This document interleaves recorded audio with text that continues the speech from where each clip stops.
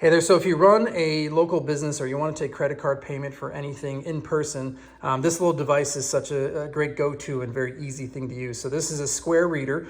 This works with an app called Square. That's a free app. You pay per transaction, but it's got tons of different things you can do. And this is a very straightforward and easy device to use. So in order to sync it with your phone, you just hold down that button here on the side. A couple lights will show up there, and then you'll be able to sync it very easily with either a phone, a tablet, or whatever type of device, whatever type of Bluetooth device you want to take the payment on. You'd go on your screen on your device, put in whatever they're going to pay for, and then from here you can pay two separate ways. Either one, they can tap on the card on the top and they'll take payment, or you can insert a chip card inside of there and they'll take payment as well. It's all synced through Bluetooth. Super easy to use. You can go ahead and charge it up, and this thing will stay charged for probably a couple weeks, to tell you the truth, because it doesn't take all that much battery power.